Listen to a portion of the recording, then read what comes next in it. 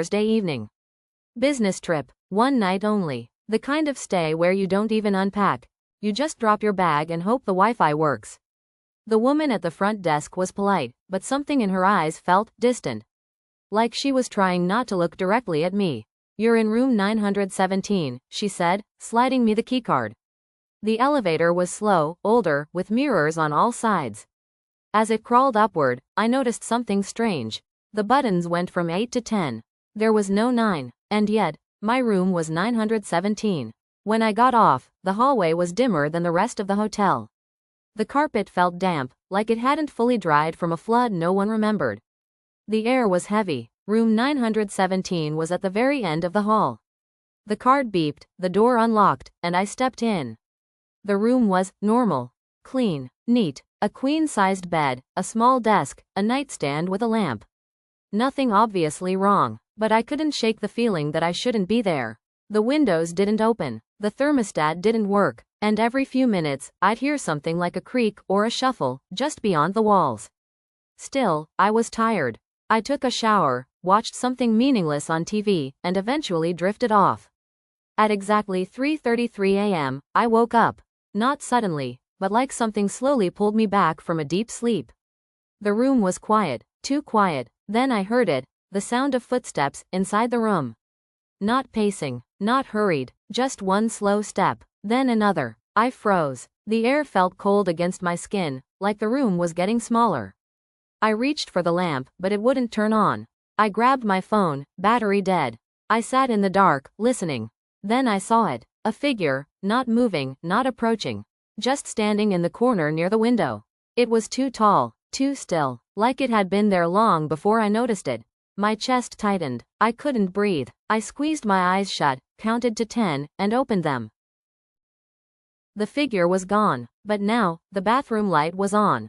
I hadn't left it on.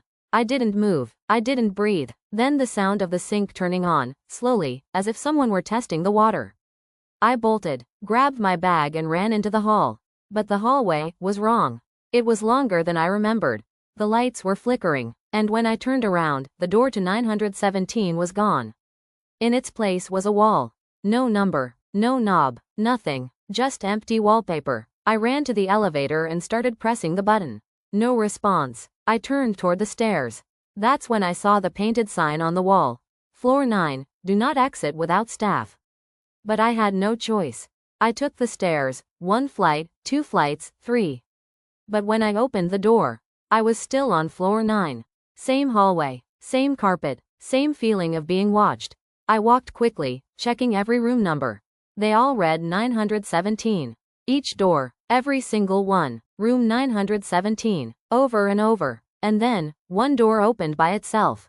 Just slightly. Inside, I saw myself, sitting on the bed. Eyes open, pale, not blinking, staring right at me. I stepped back. The door slammed shut. I ran down the stairs again. 3 more flights. Opened the door, still floor 9.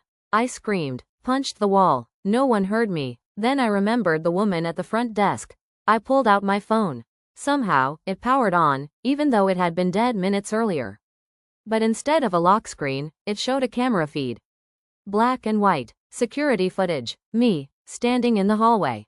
Alone, watching the door. Except, on the screen, there was something behind me.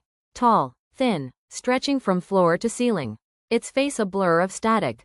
I turned. Nothing. But my phone slipped from my hands. The screen cracked. And from the speaker, I heard a voice. You checked in. You don't check out. Then, everything went black. I woke up in the hotel lobby. On a couch. The morning light was pouring in. My bag was beside me. My clothes were clean. My phone was fully charged. And the front desk woman? She smiled like nothing had happened. I asked about the night shift. She said no one works overnights anymore.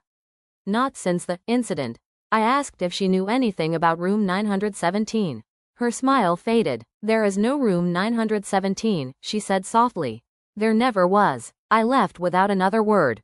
But last night, at home, I found a room key under my pillow. Room 917.